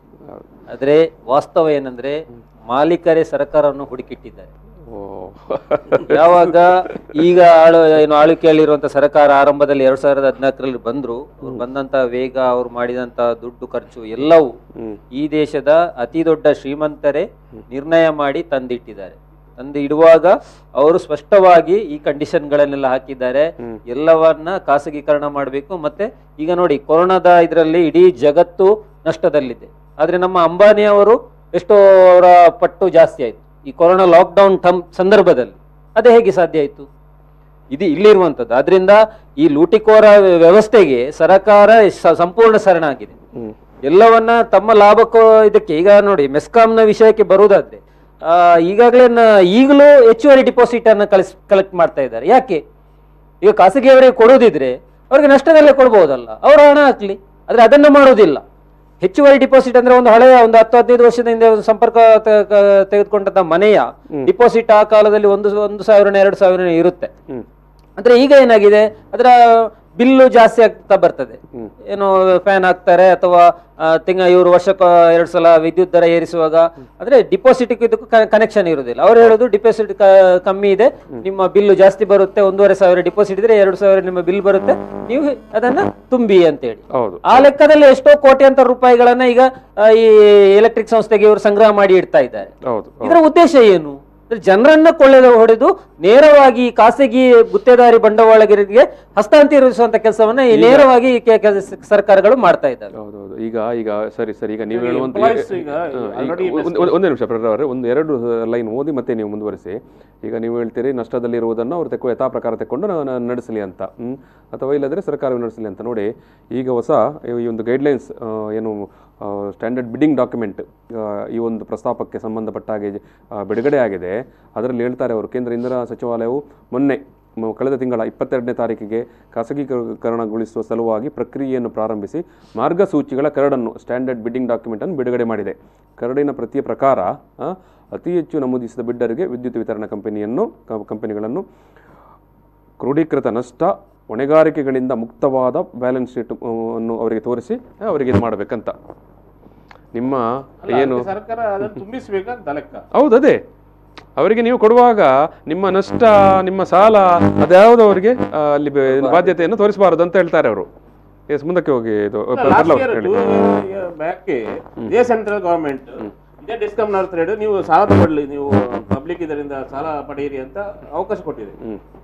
ಈಗ ಈ ತರ ಒಂದು ಬೇರೆ ರೀತಿ ಸ್ಟೇಟ್ಮೆಂಟ್, ಯಾಕಂದ್ರೆ ಟೋಟಲ್ ದೇಶದ ಇಂಡಿಯನ್ ಎಕಾನಮಿ ಇದಾಗಿದೆ. ನಮಗೆ ಪ್ರೈವೇಟೈಸೇಷನ್ ಮಾಡೋದಕ್ಕೆ ಒಂದು ವಿರೋಧ ಅಂತ ಇಲ್ಲ. ನೀವು ಮಧ್ಯೆ ಒಂದು ಆಗ ಹೇಳಿದ್ರಿ, ಯಾಕಂದ್ರೆ ರಾಜ್ಯ ಸರ್ಕಾರ ನಿರ್ಧಾರ ತಗೊಳ್ಬೇಕಲ್ಲ ಅಂತ. ಈಗ ನೋಡಿ, ಕೇಂದ್ರ ಒಂದು ಅಂತಿಮ ನಿರ್ಧಾರ ತೆಕ್ಕೊಂಡು ಅಲ್ಲಿ ಆಗ್ಲೇ ನಾವು ನೋಡಿದ ಕಳೆದ ಸಭೆಯಲ್ಲಿ ಕೇವಲ 11 ರಾಜ್ಯಗಳು ವಿರೋಧ ವ್ಯಕ್ತಪಡಿಸಿದ, ಉಳಿದವರು ಯಾರು ವಿರೋಧ ವ್ಯಕ್ತಪಡಿಸಲಿಲ್ಲ. ಈಗ ಇವರಿಗೆ ಮನಸ್ಸಿನಲ್ಲಿ ಇರಬಹುದು ವಿರೋಧ ವ್ಯಕ್ತಪಡಿಸಬೇಕಂತ. ನಮ್ದೊಂದು ಫೆಡರಲ್ ಸ್ಟ್ರಕ್ಚರ್, ನಮ್ಮೊಂದು ಒಕ್ಕೂಟ ಈಗ ರಾಜ್ಯ ಸರ್ಕಾರ ರಾಜ್ಯಕ್ಕೆ ಯಾವುದೇ ಇದೇ ಇಲ್ಲದಂತ ಒಂದು ಇದಿದೆ, ಅಧಿಕಾರವಿಲ್ಲದಾಗಿ. ಇದು ಅಂತಲ್ಲ, ತುಂಬಾ ವಿಚಾರ. ಈಗ ಆಗುತ್ತಿರುವ ಎಲ್ಲಾ ಕಾಯ್ದೆ ಕೂಡ ರಾಜ್ಯ ಸರ್ಕಾರದ ಹಕ್ಕನ್ನು ಕಸಿಯುವಂತಹ ಒಂದೊಂದು ಕಾಯ್ದೆ ಬರ್ತಾ ಇದೆ. ಅಂದ್ರೆ ಫೆಡರಲ್ ಸ್ಟ್ರಕ್ಚರ್ ಹೋಗಿ ನಮ್ದು ರಾಜ್ಯ ಪ್ರಧಾನಿ ಹುದ್ದೆ ಹೋಗಿ ರಾಷ್ಟ್ರಪತಿ, ಈಗ ಅಮೆರಿಕದಲ್ಲೆಲ್ಲ ಯಾವ ರೀತಿ ಸರ್ವಾಧಿಕಾರಿ ತರದ ಒಂದು ಬರ್ತಾ. ಸೊ ಇದು ಒಂದು ಇದರಲ್ಲಿರುವ ಒಂದು ಅಪಾಯ. ಎರಡನೇದಾಗಿ ಇವ್ರು ಮಾಡ್ತಿರೋ ಈ ಪ್ರೈವೇಟೈಸೇಷನ್ ವಿರೋಧ ಅಲ್ಲ, ಆಮೇಲೆ ಈ ಮಾಡುತ್ತಿರುವಂತಹ ಒಂದು ವಿಧಾನ, ಈ ತರಾತುರಿ ನೋಡಿ, ಒಂದು ಸಾಧಾರಣವಾಗಿ ಎಫಿಷಿಯಂಟ್ ಆಗಿ ಆಗ್ತಾ ಇದೆ. ಬಟ್ ಅದು ಇನ್ನೂ ಸ್ವಲ್ಪ ವರ್ಷ ಆದಾಗ ಸರಿ ಆಗ್ಬೋದು. ಟೋಟಲ್ ಈಗ ಒಂದು ಹಿಂದೆ ಕೂಡ ಒಂದು ಕಾನ್ಸೆಪ್ಟ್ ಏನಿತ್ತಂದ್ರೆ, ಇವರು ಈ ಎಸ್ಕಾಮ್ಸ್ ಮಾಡಿರೋದೇ ಪ್ರೈವೇಟೈಸ್ ಮಾಡ್ಲಿಕ್ಕೆ, ಪ್ರೈವೇಟೈಸ್ ಮಾಡ್ಲಿಕ್ಕೆ ಸುಲಭ ಆಗ್ತದೆ. ಅರ್ಧ ಮಟ್ಟಿಗೆ ಅದು ಸ್ವರೂಪದಲ್ಲೇ ಮಾಡಿರುವುದು ಅದಕ್ಕೆ ಡಿಸ್ಟ್ರಿಬ್ಯೂಷನ್ ಇದು ಪವರ್ ಕೊಡ್ಲಿಕ್ಕೆ ಒಬ್ಬರು, ಅದು ಹೇಗಿದೆ, ಕೆಪಿಸಿ ಒಂದು ಕಡೆ ಇದೆ, ಪವರ್ ಪ್ರೊಡ್ಯೂಸ್ ಮಾಡೋರು, ಇದು ಇವರಿಗೆ ಟ್ರಾನ್ಸ್ಮಿಟ್ ಮಾಡುವವರು ಕೆಪಿಟಿಸಿ ಇದೆ, ಆಮೇಲೆ ಡಿಸ್ಟ್ರಿಬ್ಯೂಷನ್ ಮಾಡುವಂತ ಎಸ್ಕಾಮ್ಸ್ ಇವೆ. ಸೊ ಎಸ್ಕಾಮ್ಸ್ ಅನ್ನು ಇದುವರೆಗೆಲ್ಲ ಸರ್ಕಾರದ ಕೈಯಲ್ಲಿ ಇದ್ರೆ ಅದು ಪ್ರೈವೇಟೈಸ್ ಮಾಡ್ಲಿಕ್ಕೆ ಚಿಕ್ಕದಾಗಿ ಮಾಡಿದ್ದಾರೆ ಎನ್ನುವಂತ ಒಂದು ಮೊದಲೇ ಇತ್ತು. ಸೊ ಪವರ್ ಪ್ರೊಡ್ಯೂಸರ್ ಕೂಡ ಆಗ್ಲೇ ಇದರಲ್ಲಿ ಬಂದಿದ್ದಾರೆ, ಮೊದಲು ಸರ್ಕಾರ ಮಾತ್ರ ಮಾಡ್ತಿದ್ರು. ಈಗ ಇದರಲ್ಲಿ ಈಗ ಇದು ಒಂದು ಈಗ ಈ ಎಸ್ಕಾಂ ಅಲ್ಲಿ ದುಡಿಯುವಂತ ಕೆಲಸಗಾರರ ಸ್ಟಾಫ್ ಅವರ ಏನ್ ಕತೆ ಅಲ್ಲ, ಅದು ಆ ವಿಷಯಕ್ಕೆ ನಾವು ಬರುವ ಇದು ಹೆಗ್ಡೆ ಅವರೇ, ನೀವು ಆವಾಗ, ಯಾಕಂದ್ರೆ ಅಲ್ಲಿ ಮೊದಲ ಸುತ್ತಿನ ಮಾತುಕತೆಯಲ್ಲೇ ಶೆಟ್ಟಿ ಅವರು ಪ್ರಸ್ತಾಪ ಮಾಡಿದರು, ನಾವು ಬಹುತೇಕ ನಮ್ಮ ವ್ಯವಸ್ಥೆಗಳನ್ನು ಖಾಸಗಿಯವರಿಗೆ ಕೊಟ್ಟಿದ್ದೇವೆ, ಅದು ಮತ್ತೆ ಏನಾಯ್ತು ಅಂತ ಅವರೊಂದು ಉದಾಹರಣೆ ಕೊಟ್ಟರು. ಏರ್ಪೋರ್ಟ್ಗೆ ಸಂಬಂಧಪಟ್ಟ ಏರ್ಪೋರ್ಟ್ ಅನ್ನು ಖಾಸಗಿಯವರಿಗೆ ಕೊಟ್ಟರು, ನಮ್ಮ ಖಾಸಗಿಯವರು ಕೊಂಡೋಗಿ ಅದನ್ನು ವಿದೇಶದವರಿಗೆ ಗುತ್ತಿಗೆ ಕೊಟ್ಟರಂತ. ಈಗ ನಿಮ್ಮ ಹತ್ರ ಪ್ರಶ್ನೆ ಅದೇ, ಯಾಕಂದ್ರೆ ನಮ್ಮ ಏರ್ಪೋರ್ಟ್ ಅನ್ನು ಖಾಸಗಿಯವರಿಗೆ ಖಾಸಗಿಯವರು ಅದನ್ನು ನಿರ್ವಹಣೆಗೆ ವಿದೇಶಿಯವರಿಗೆ ಕೊಟ್ಟಿದ್ದಾರೆ. ಏನು ಹೇಳ್ಬೇಕಂತ ಹೇಳ್ತಾ ಇದ್ದಾರೆ. ತುಂಬಾ ಸೂಕ್ಷ್ಮವಾದ ಪ್ರದೇಶ. ಒಂದು ದೇಶದ ಎಲ್ಲಾ ಏರ್ಪೋರ್ಟ್ ಗಳನ್ನು ನೀವು ಜರ್ಮನಿಗೆ, ಜಪಾನಿಗೆ, ಪಾಕಿಸ್ತಾನದ ಏಜೆನ್ಸಿಗೆ ಕೊಟ್ರೆ, ನಿರ್ವಹಣೆ ಮಾಡ್ಲಿಕ್ಕೆ ಕೊಟ್ರೆ, ಅಲ್ಲಿ ಇಡೀ ಸೀಕ್ರೆಟ್ ಗುತ್ತಿಗೆ ನೀವು ತಕೊಳ್ಳೋದು. ಈಗ ಅದಾನಿ ತೆಗೆದು ನಾಳೆ ಪಾಕಿಸ್ತಾನದವನಿಗೆ ಕೊಡ್ಬೋದಲ್ಲ. ಸೊ ನಾನು ಕೇಳ್ತಾ ನೀರು ಕೊಡೋದು ಕೂಡ ಫ್ರಾನ್ಸ್ ಅಲ್ಲ, ನಾನು ಕೇಳುದು ನಿಮ್ಮ ಅಗ್ರಿಮೆಂಟ್, ಅದಾನಿ ಒಟ್ಟಿಗೆ ಅಗ್ರಿಮೆಂಟ್ ಏನಿತ್ತು ಅಂತ. ನಾಳೆ APMC ಅನ್ನು ತೆಗೆದು ನೀವು ಬಿಸಿನೆಸ್ ಮೆನ್ಸಿ ಕೊಡ್ತಾ ಇದ್ದೀರಿ, ಅಗ್ರಿಮೆಂಟ್ ಎಲ್ಲಿ ಉಂಟು? ಯಾರು ಬೇಕಾದ್ರೂ ಬರ್ಬೋದು ಅಂತ ಆದ್ರೆ, ಫಾರಿನರ್ಸ್ ಬರ್ಬೋದು ಅಂತ ಆದ್ರೆ, KEB ಅವರ ಕಂಟ್ರೋಲ್ ಅಲ್ಲಿ ಅಂದ್ರೆ ಎಲೆಕ್ಟ್ರಿಸಿಟಿ, ಏರ್ಪೋರ್ಟ್ ಅವರ ಕಂಟ್ರೋಲ್ ಅಲ್ಲಿ, ರೈಲ್ವೆ ಅವ್ರ ಕಂಟ್ರೋಲ್ ಅಲ್ಲಿ ಆದ್ರೆ ಅವ್ರು ಫೋನ್ ಮಾಡಿ ಹೇಳ್ತಾರೆ ನಿಮ್ದು ಪೂರ ನಮ್ಮಡನೆ ಉಂಟು ಬಲೆ ಬಾಂಬ್ ಪಾಡ್ಲೆ ಅಂತ. ಎಲ್ಲ ಸೀಕ್ರೆಟ್ ನೀವು ಇದೆ. ನಾನು ಕೇಳ್ತಾ ಇರೋದು ಏರ್ಪೋರ್ಟ್ ಅನ್ನು ಹೇಗೆ ಕೊಟ್ರಿ ನೀವು? ಒಂದು ಸೀಪೋರ್ಟ್ ಕೊಟ್ರಿ. ಹಾಗಿದ ಮೇಲೆ ನೀವು ದೇಶದ ಸಮಗ್ರತೆ ಮತ್ತು ಭದ್ರತೆಯನ್ನ ಕಾಪಾಡೋದ್ರ ಬಗ್ಗೆ ನನಗೆ ಸಂಶಯ ಇದೆ. ಎರಡನೇದು, ನಿಮ್ಗೆ ಇನ್ನೊಂದು ಕ್ವಶನ್ ನಂದು, ನಿಮ್ಮ ಹತ್ರ ಭಾರತದವ್ರ ಹತ್ರ ಒಂದು ಏರ್ಪೋರ್ಟ್ ಮೇಂಟೈನ್ ಮಾಡುವಷ್ಟು ತಾಕತ್ತಿಲ್ವಾ? ಏರ್ಪೋರ್ಟ್ ಇದನ್ನ ಮಾಡುದಲ್ಲ, ಮೇಂಟೈನ್ ಮಾಡುವಷ್ಟು ನಮ್ಮಲ್ಲಿ ಹುಡುಗರಿಲ್ವಾ, ವಿಜ್ಞಾನಿಗಳಿಲ್ವಾ, ಆಡಳಿತಗಾರರಿಲ್ವಾ? So you are insulting Indians. ನೀವು ಭಾರತದವರಿಗೆ ರಾಷ್ಟ್ರಪ್ರೇಮ ಅಂತ ಬಾಯಿ ಬಂದಲ್ಲಿ ಬರ್ದು ನಿಮ್ಮ ತಲೆಪುರ ಕೆಟ್ಟೋಗಿದೆ. ನೀವು ಮಾಡ್ತಾ ಇರೋದೇ ರಾಷ್ಟ್ರದ್ರೋಹ.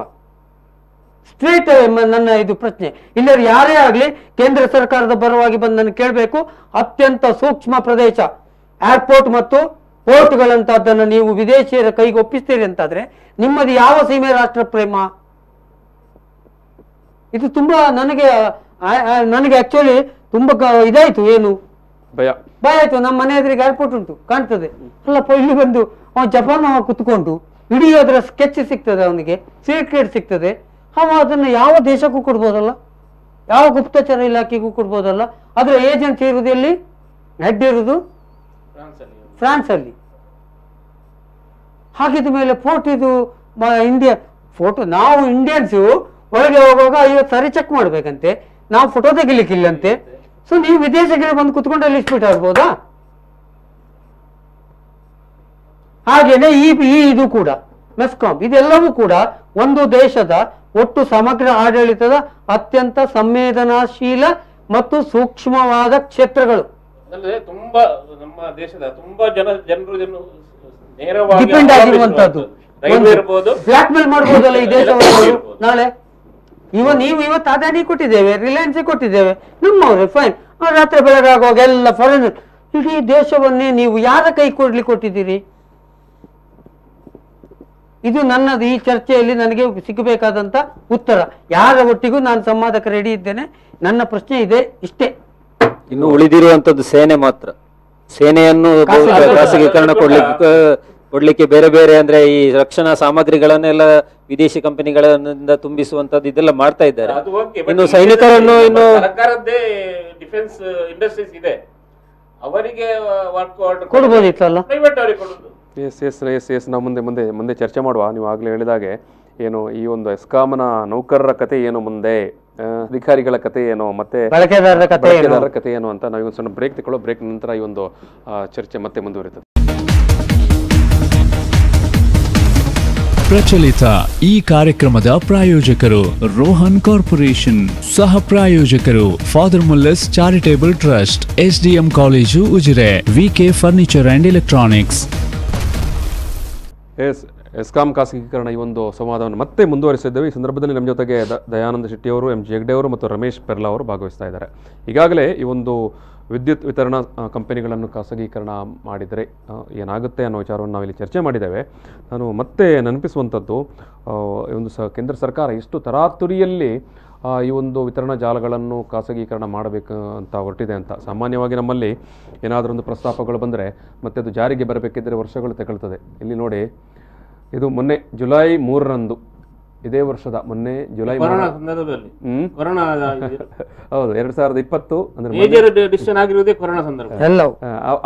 ಅವತ್ತು ನಡೆದಂಥ ಜುಲೈ 3ರಂದು ನಡೆದಂಥ ಎಲ್ಲ ರಾಜ್ಯಗಳ ಇಂಧನ ಸಚಿವರುಗಳ ಸಭೆಯಲ್ಲಿ ವಿದ್ಯುತ್ ತಿದ್ದುಪಡಿ ಕಾಯ್ದೆ 2020 ಅಲ್ಲಿ ಪ್ರಸ್ತಾಪ ಮಾಡಲಾಗಿತ್ತು. ಸೊ ಆ ಟೈಮಲ್ಲಿ 11 ರಾಜ್ಯಗಳದನ್ನು ವಿರೋಧಪಡಿಸಿದವೆ ಮತ್ತು 2 ಕೇಂದ್ರಾಡಳಿತ ಪ್ರದೇಶದವರು ವಿರೋಧ ವ್ಯಕ್ತಪಡಿಸಿದ್ದಾರೆ. ಈ ರೀತಿಯ ಒಂದು ಏನು ಪ್ರಸ್ತಾಪ ಬಂದಾಗ ನಾವು ಇದನ್ನು ಖಾಸಗೀಕರಣ ಮಾಡ್ತೇವೆ ಅಂತ. ಇದು ಜುಲೈ 3ರಂದು. ಅದೇ ನೋಡಿ, ಕೇವಲ ಮತ್ತೆ ಒಂದು 2-3 ತಿಂಗಳಾಗುವಷ್ಟೊತ್ತಿಗೆ, ಅಂದರೆ ಸೆಪ್ಟೆಂಬರ್ 22ಕ್ಕೆ ಆಗುವಾಗ, ಅಂದರೆ ಮೊನ್ನೆ 22ಕ್ಕೆ ಆಗುವಾಗ ಈ ಖಾಸಗೀಕರಣದ ಪ್ರಕ್ರಿಯೆ ಅದು ಎಷ್ಟು ಸ್ಪೀಡಪ್ ಆಗಿ ಮುಂದೆ ಹೋಗಿದೆ ಅಂತ ಹೇಳಿದರೆ, ಸ್ಟ್ಯಾಂಡರ್ಡ್ ಬಿಡ್ಡಿಂಗ್ ಡಾಕ್ಯುಮೆಂಟನ್ನು ಬಿಡುಗಡೆ ಮಾಡಿ, ಅಂದರೆ ಮಾರ್ಗಸೂಚಿ ಕರಡನ್ನು ಕೂಡ ಬಿಡುಗಡೆ ಮಾಡಿ ಆಗಿದೆ. ನಮ್ಮಲ್ಲಿ ಜನರಿಗೆ ಉಪಯೋಗ ಅಥವಾ ಜನಸಾಮಾನ್ಯರಿಗೆ ಬೇಕಾಗುವಂಥ ಎಷ್ಟೋ ಸಾವಿರಾರು ಯೋಜನೆಗಳು ಪ್ರಸ್ತಾಪ ಮಾಡಿ ಅದು ಕೆಲವೊಮ್ಮೆ ವರ್ಷಾನುಗಟ್ಟಲೆ ಪ್ರಶ್ನೆ ಎಂದು ಅದು ಡಿಸ್ಕಷನ್ ಆಗಬೇಕಲ್ಲ, ಸ್ಟೇಕ್ ಹೋಲ್ಡರ್ಸ್ ಅವನಿಗೊಂದು ಮಾತಾಡ್ಲಿಕ್ಕೆ ಅವಕಾಶ ಬೇಕಲ್ಲ. ಇದರಲ್ಲಿ ಕೂಡ large number of stake holders ಇದ್ದಾರೆ, ಅವ್ರಿಗೆ ಇದರ ಏನು ಅಭಿಪ್ರಾಯ ಮಂಡನೆ ಮಾಡಬೇಕಲ್ಲ ಎಲ್ಲರೂ. ಕೇವಲ 3 ತಿಂಗಳಲ್ಲಿ ನಾವೊಂದು ರಾಜ್ಯದವರನ್ನು ಇಂಧನ ಸಚಿವರನ್ನು ಕರೀತೇವೆ, ಪ್ರಸ್ತಾಪ ಮಾಡ್ತೇವೆ, 3 ತಿಂಗಳಲ್ಲಿ ಆಗುವಾಗ ಏನು ಬಿಡ್ಡಿಂಗ್ ಪ್ರೋಸೆಸ್ನ ಏನು ಗೈಡ್ಲೈನ್ಸ್ ಅನ್ನು ಕೂಡ ಜಾರಿಗೆ ತರ್ತೇವೆ. ಸೊ ಬಟ್ ಇನ್ನೊಂದು ಕಡೆ ನಾನು ಆಗಲೇ ಹೇಳಿದಾಗೆ federation of Karnataka electricities board employees union and association ಅವರು ಕೊಟ್ಟಿರುವಂಥ ಅವರ ರಾಜ್ಯದ ಏನು ಸಂಘಟನೆ ವತಿಯಿಂದ ಕೊಟ್ಟಿರುವಂಥ ಪ್ರಕಟಣೆಯಲ್ಲಿ ಕೂಡ ಅವರು ಹೇಳಿರುವಂಥದ್ದು ಈ ರೀತಿಯ ಖಾಸಗೀಕರಣದ ಪ್ರಸ್ತಾಪಗಳು ಈಗಾಗಲೇ ಅದು ವಿಷಾದನೀಯವಾಗಿ ವಿಫಲವಾಗಿದೆ ಅಂತ ಅವರೇ ಬರೆದಿರುವಂಥ ಒಂದು ಏನು ವರ್ಡ್ಸ್ ಅದು. ಅವರು ಈ ರೀತಿಯಲ್ಲಿ ಅಂದರೆ ವಿದ್ಯುತ್ ವಿತರಣಾ ಜಾಲಗಳನ್ನು ದೇಶದ ಬೇರೆ ಬೇರೆ ನಗರಗಳಲ್ಲಿ ಈಗಾಗಲೇ ಈ ಮೊದಲು ಜಾರಿಗೆ ತಂದು ಅದು ವಿಫಲವಾಯಿತು. ಅವರು ಹೇಳ್ತಾರೆ ಅಲ್ಲಿ ನಾಗ್ಪುರ, ಔರಂಗಾಬಾದ್, ಗಯಾ, ಬಾಗಲ್ಪುರ್, ಆಗ್ರಾ, ಗ್ರೇಟರ್ ನೋಯ್ಡಾ, ಉಜ್ಜಯಿನಿ, ಗ್ವಾಲಿಯರ್, ಸಾಗರ್ ಮೊದಲಾದ ಸ್ಥಳಗಳಲ್ಲಿ ಖಾಸಗೀಕರಣ ಮತ್ತು ನಗರ ವಿತರಣಾ ಫ್ರಾಂಚೈಸಿ ಮಾದರಿಯನ್ನು ಜಾರಿ ಮಾಡಲಾಗಿ ಅದು ಶೋಚನೀಯವಾಗಿ ವಿಫಲವಾಯಿತು ಅಂತ. ಅಷ್ಟಾಗಿ ಕೂಡ ನಾವು ಬಟ್ ನಿನ್ನೇನೋ ಕರ್ನಾಟಕದಲ್ಲಿ ಸಾಂಕೇತಿಕವಾಗಿ ಪ್ರತಿಭಟನೆ ನಡೆದಿದೆ. ಆದರೆ ಹೌದು, ರಾಜ್ಯದಲ್ಲಿ ನಡೆದಿದೆ, ಆದರೆ ನಮ್ಮ ಇವತ್ತಿನ ಮಾಧ್ಯಮದಲ್ಲಿ ಅದು ಬರ್ತಾ ಇಲ್ಲ. ಅಲ್ಲ, ನಮ್ಮಲ್ಲಿ ನಿನ್ನೆ ನಡೆದದ್ದು ಕೂಡ ಒಂದು ಸಾಂಕೇತಿಕವಾದಂಥ ಪ್ರತಿಭಟನೆ, ತುಂಬಾ ಅಗ್ರೆಸಿವ್ ಆದ ಪ್ರತಿಭಟನೆ ನೋಡಿಲ್ಲ. ಹಾಗೆ ನೋಡಿದ್ರೆ ನೀವು ಉತ್ತರ ಪ್ರದೇಶದಲ್ಲಿ ಬಿಜೆಪಿ ಸರ್ಕಾರ ಇರುವಂಥ ಉತ್ತರ ಪ್ರದೇಶದಲ್ಲಿ ಇಡೀ ಎಂಪ್ಲಾಯೀಸ್ ಟೋಟಲ್ ಇವರು ಏನು ಈ ಒಂದು ವಿದ್ಯುತ್ ವಿತರಣಾ ಜಾಲದ ಎಂಪ್ಲಾಯೀಸ್ ಇದ್ದಾರಲ್ಲ, ಟೋಟಲ್ ವರ್ಕ್ ಬಾಯ್ಕಾಟ್ ಮಾಡಿ ನಿನ್ನೆ ಅವರು ಪ್ರತಿಭಟನೆ ಮಾಡಿದ್ದಾರೆ. ಹೌದು, ಈಗ ನಾನು ಈಗ ನಿಮ್ಮ ಹತ್ರ ಪ್ರಶ್ನೆ ಕೇಳಲಿಕ್ಕೆ ಬಂದಿರುವಂಥದ್ದು, ಈಗ ಕಂಪ್ಲೀಟ್ ಏನು ಖಾಸಗಿಯವರ ಕೈಗೆ ಕೊಟ್ಟು ಬಿಡ್ತೀರಿ. ಆಗಲೇ ನೀವು ಹೇಳಿದರೆ ನಮ್ಮ ಏರ್ಪೋರ್ಟ್ ಅಥವಾ ಬಂದರುಗಳನ್ನು ಅಥವಾ ಬೇರೆ ಬೇರೆ ವ್ಯವಸ್ಥೆಗಳನ್ನೆಲ್ಲ ಖಾಸಗೀಕರಣ ಮಾಡಿ ಆಯಿತು ಅಂತ. ಈಗ ಇವರನ್ನೆಲ್ಲ ಖಾಸಗೀಕರಣ ಮಾಡಿದರೆ ಇಲ್ಲಿ ಕಟ್ಟ ಕಡೆಯ, ಯಾಕಂದರೆ ಈ ವಿದ್ಯುತ್ ವಿತರಣಾ ಜಾಲದಲ್ಲಿ ಕಟ್ಟ ಕಡೆಯದಾಗಿ ನಾವು ದಿನನಿತ್ಯ ನೋಡೋನು ಲೈನ್ಮನ್, ಅವರ ಕತೆ ಏನು, ಅನಂತರ ಅಧಿಕಾರಿಗಳ ಕತೆ ಏನು, ಅಥವಾ ಅದರ ಮಧ್ಯೆ ಅಂತ ಬರುವಂಥ ಇತರ ಸಿಬ್ಬಂದಿ ವರ್ಗಗಳ ಕತೆ ಏನು ಅಂತ ಒಂದು ಗಮನಿಸಬೇಕು ನಾವು. ಬಹುಶಃ ಇದೇ ಮೊದಲ ಬಾರಿಗೆ ಒಂದು ಸರ್ಕಾರಿ ಇಲಾಖೆಯ ಕಟ್ಟ ಕಡೆಯ ಎಂಪ್ಲಾಯ್ ಡಿಗ್ರೇಡ್ನವನಿಂದ ಹಿಡಿದು ಎಕ್ಸಿಕ್ಯೂಟಿವ್ ಲೆವೆಲ್ನ ಅಧಿಕಾರಿಗಳು ನಿನ್ನೆ ಸಮಾನ ಒಂದೇ ಪ್ಲಾಟ್ಫಾರ್ಮಲ್ಲಿ ನಿಂತು ಪ್ರತಿಭಟನೆ ಮಾಡಿ. ಸರಿ, ಮುಂದುವರಿಸಿ ನೀವು ಈಗ ಏನು ಕತೆ ಅಂತ. ಅಲ್ಲ, ಇದು ಎಲ್ಲರಿಗೂ ಎಫೆಕ್ಟ್ ಆಗ್ತದೆ. ನೀವು ಮಾತಾಡ್ತೀರಾ? ನೀವು ಹೇಳಿ. ಅಂದ್ರೆ ಸಾಮಾನ್ಯ ಇದೊಂದು ಏನಾಗ್ತದೆ, ಒಂದು ಸರ್ಕಾರಿ ಕೆಲಸದಿಂದ ಒಂದು ಖಾಸಗಿ ಕೆಲಸಕ್ಕೆ ಚೇಂಜ್ ಆಗೋದು ಅವರ ಮೇಲೆ ಒಂದು ಮಾನಸಿಕವಾದ ಒಂದು ಇದಿರ್ತದೆ. ಆಗಿಲ್ಲ ಅಂತಲ್ಲ, ನಮ್ಮ ಆತರ ಆಗಿಲ್ಲ ಅಂತಲ್ಲ, ಆಗಿರ್ಬೋದು. ಆದ್ರೆ ಅವರನ್ನು ಕೆಲಸದಿಂದ ತೆಗೆದು ಹಾಕ್ಲಿಕ್ಕೆ ಚಾನ್ಸಸ್ ಇಲ್ಲ, ಯಾಕಂದ್ರೆ ಅದು ಸರ್ಕಾರ ಅದೊಂದು ಇದು ಮಾಡಿಕೊಂಡಿರ್ತದೆ. ಈಗ ನಾನು ಕೇಳ್ತಾ ಇರೋದು, ಅವ್ರು ತಗೊಳ್ತಾರೆ ಸರಿ, ಏನ್ ಟರ್ಮ್ಸ್ ಅಂಡ್ ಕಂಡೀಷನ್ ಅದು ಕ್ಲಾರಿಟಿ ಆಗ್ಬೇಕಲ್ಲ. ಈಗ ಅಂದ್ರೆ ಸರ್ಕಾರ ಈಗ 58 ವರ್ಷ ತನಕ ರಿಟೈರ್ಮೆಂಟ್ ಉದ್ಯೋಗ ಕೊಡಬಹುದು, ನಿಮ್ಮ PF, ESI ಅದೇನೇನೋ ಬೇರೆ ಬೇರೆ ರೂಲ್ಸ್ ಉಂಟು. ಏನಾಗ್ತದೆ ಹೇಳುದು ಕ್ವಶನ್. ಈಗ ಅಷ್ಟು ಮಾತ್ರ ಅಲ್ಲ, ಈಗ ಅದರಲ್ಲಿ ಅಂದ್ರೆ ಸ್ಯಾಲರಿ ಕೂಡ ದೊಡ್ಡ ಬದಲಾವಣೆ ಆಗ್ಲಿಕ್ಕಿಲ್ಲ, ಆದ್ರೆ ಪಕ್ಸ್ ಅಂತ ಇರ್ತದೆ, ಸೌಲಭ್ಯ ಮೇಜರ್ ಇದು ಸ್ಯಾಲರಿ ಇಲ್ಲದೆ ಅವ್ರಿಗೆ ಬೇರೆ ಕೊಡುವಂತ ಸೌಲಭ್ಯ ಇರ್ತದಲ್ಲ, ಸೊ ಅದರಲ್ಲಿ ವ್ಯತ್ಯಾಸ ಆಗ್ಬಹುದು. ಅದು ಕ್ಲಾರಿಟಿ ಆಗ್ಬೇಕಲ್ಲ ಅಂತ ಹೇಳುದು. ಈಗ ಸ್ಟಾಫ್ ಪ್ಯಾಟರ್ನ್ ಅಲ್ಲಿ ಚೇಂಜ್ ಮಾಡಬಹುದು, ಕಡಿಮೆ ಮಾಡಬಹುದು. ಕಡಿಮೆ ಎಲ್ಲಿ ಕಡಿಮೆ ಆಗ್ತದೆ, ಲೈನ್ ಮ್ಯಾನ್ ಇರ್ಬೋದು ಅಥವಾ ಜೂನಿಯರ್ ಇಂಜಿನಿಯರ್ ಇರ್ಬೋದು, ಅಲ್ಲೆಲ್ಲಿ ಏನು ಚಿಕ್ಕ ಚಿಕ್ಕ ಆಫೀಸರ್ಸ್ ಏನು ಇದು ಮಾಡಿದ್ದಾರೆ ಇವರು ಇದಕ್ಕೆ ಬೇಕಾಗಿ, ಅದು ಅವರ ಕತೆ ರಿಟೈರ್ಡ್ ಆಗ್ತದೆ. ಅಥವಾ ಯಾರು ನೀವು VRS ತಗೋತೀರಿ, ಅದು ಕರಡುಪತಿಯಲ್ಲಿ ಕ್ಲಿಯರ್ ಉಂಟು, ಅದೆಲ್ಲ ಕರಡುಪತಿಯಲ್ಲಿ ಅದಿಲ್ಲ, ಅವರ ಬಿಡ್ಡಿಂಗ್ ಹಾಕೋದು ಅಷ್ಟೇ ಇದೆ ಕಂಡೀಷನ್ಸ್. ಹಾಕುವ ಮೊದಲು ಈಗ ಏನಾಗ್ತದೆ, ಸೆಂಟ್ರಲ್ ಇದು ಒಂದು ಸರ್ಕಾರಿ ವ್ಯವಸ್ಥೆಯಲ್ಲಿ ನೀವು ರಿಕ್ರೂಟ್ಮೆಂಟ್ ಮಾಡುವಾಗ, ಉದ್ಯೋಗ ಕೊಡುವಾಗ ನೀವು ರಿಸರ್ವೇಶನ್ ಕೊಡಬೇಕು, ಲೋಕಲ್ OBC ST ಅವರಿಗೆ ಕೊಡಬೇಕು, ಸಾಮಾಜಿಕ ನ್ಯಾಯ ಇರ್ತದೆ. ಯಾರಿಗೆ ಎಷ್ಟು ಇದಾಗ್ತದೆ, ಅನ್ಯಾಯ ಆಗ್ತದೆ. ಈಗ ಇದನ್ನ ನೇರವಾಗಿ ಹೇಳುದಿದ್ರೆ, ಈಗ ಏನು ನಾವು ನೌಕರರು ಅಂತ ಹೇಳಿದ್ದೇವೆ, ಇನ್ನು ಖಾಸಗಿಯವರ ಕೈಗೆ ಹೋದ್ಮೇಲೆ ಅವರು ನೌಕರರಾಗಿರುವುದಿಲ್ಲ, ಕೆಲಸ ಅವ್ರಿಗೆ ಸಿಗ್ತದೆ. ಕಂಬಕ್ಕೆ ಇರುವವನು ನಾವು ವಸತು ಒಮ್ಮೆಲೆ ಸೃಷ್ಟಿ ಮಾಡ್ಲಿಕ್ಕೆ ಸಾಧ್ಯ ಇಲ್ಲ, ಅವ್ರಿಗೆ ಕೆಲಸ ಕೊಡ್ತಾರೆ, ಆದ್ರೆ ಅವರು ನೌಕರರಾಗಿ ಇರುವುದಿಲ್ಲ, ಗುಲಾಮರಾಗಿರ್ತಾರೆ. ಸ್ಪಷ್ಟವಾಗಿ ಅವರ ಗುಲಾಮಗಿರಿಗೆ ತಳ್ಳುವಂತದ್ದು. ಮತ್ತೆ ಏನಂದ್ರೆ ಏನು ಈಗಾಗಲೇ ಹೇಳಿರುವಂತ ಏನು ವ್ಯವಸ್ಥೆಗಳಿದೆ, ನೌಕರಿಗೆ ಕೊಡುವಂತದ್ದು, ಇಷ್ಟು ಏಜ್ ಅಲ್ಲಿ ರಿಟೈರ್ಮೆಂಟ್, ಮತ್ತೆ ಹೊಸಬರಿಗೆ ಕೆಲಸ ಕೊಡುವಂತದ್ದು ಅವರಿಗೆ. ಆದ್ರೆ ಈಗ ಏನ್ ಮಾಡ್ತಾರೆ ಅಂದ್ರೆ ಪ್ರೈವೇಟ್ ಸೆಕ್ಟರ್ ಇನ್ನು ಇಲ್ಲಿ ಏನ್ ಮಾಡ್ಬಹುದು, ಈಗ ರಿಟೈರ್ಡ್ ಆಗಿ ಹೋದವರನ್ನು ಕೆಲಸಕ್ಕೆ ಇಟ್ಕೊಳ್ಬಹುದು.